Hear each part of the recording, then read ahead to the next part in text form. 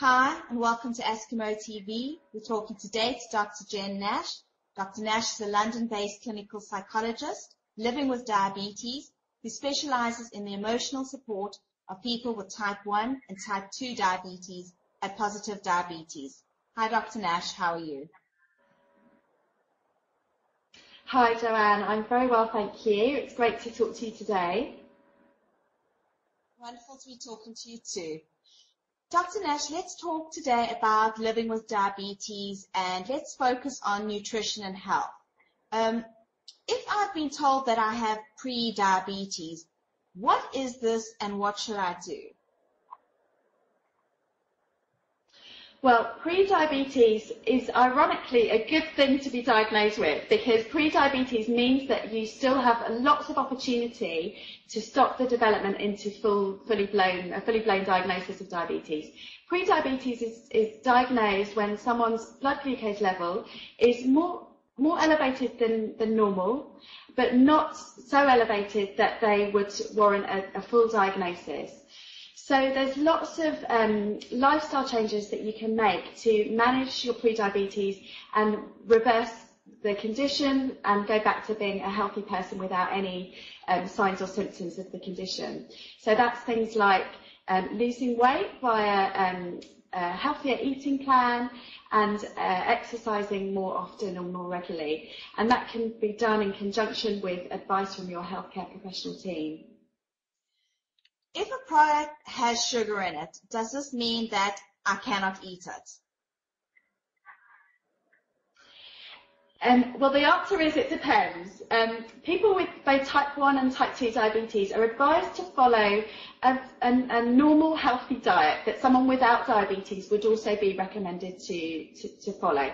And that includes moderate quantities from all the food groups, which includes sugar.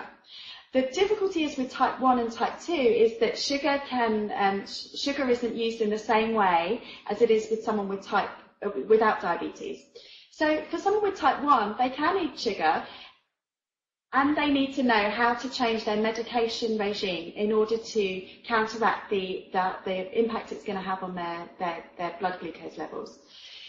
With type 2, similarly, they need to know, so if someone with type 2 diabetes is trying to lose weight as part of their management plan, then sugar has a lot of calories, and so it's going to potentially jeopardize their longer-term health goals. So the answer is everyone with diabetes can eat sugar, and everyone with diabetes needs to know how sugar is going to impact their condition. If a person doesn't want to go onto insulin, how can they avoid doing this for as long as possible? Well, many people have a lot of resistance to going on insulin, and you know, I get that. It feels like if you can manage a condition through diet and exercise or through simply taking a tablet each day, that feels less serious. However, people who go on insulin often find that their health results are so much greater that they wish that they'd moved on to it sooner. It's hard, you know, it's more challenging to have to inject yourself or administer the insulin. But it's like anything, you know, the first few times you do it, it feels very challenging. It's a skill. You know, with time and with practice, it feels less of an issue.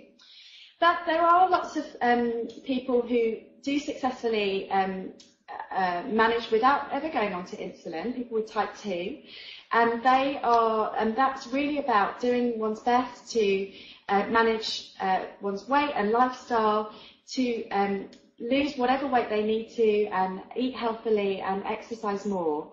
The more the body can be, the more healthy the body is, the less likely one is to need insulin. However, there are some people for whom they do need insulin, in which case that's going to be inevitable. But it can be managed really, really well with advice from one's healthcare professional, and it doesn't need to be such a burden or a stigma or a feared event as people imagine. Dr. Nash, can you still drink alcohol if you're diabetic? Well, again, yes and no. People with diabetes can drink alcohol. It's just in the same way as sugar, they need to know how that's going to impact their diabetes management.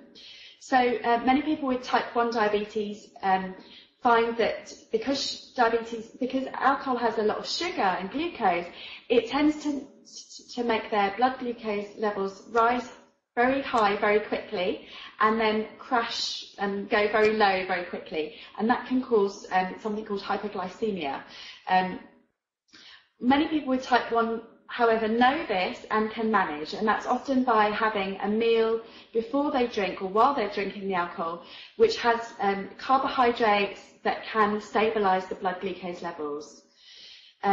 People with type 2 diabetes, similarly to sugar, alcohol has a lot of sugar in it, and if their long-term goal is to lose weight or manage their weight, then alcohol is going to jeopardise that long-term goal. However, alcohol is often a part of connecting with people's social networks and, family and friends.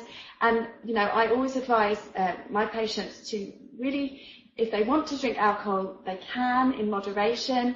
It's just about knowing themselves and their bodies and knowing how to manage any negative impact it might have. And just to end off, as a clinical psychologist, what emotional support is there out there for people suffering with diabetes? Well, the short answer is not enough.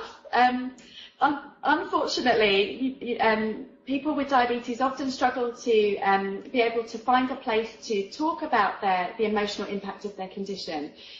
Diabetes is a medical condition, so it's dealt with in medical settings, and often there isn't the time or the space to be able to talk freely about how it's getting them down, how they're feeling anxious or depressed or stressed about it with their doctor or nurse.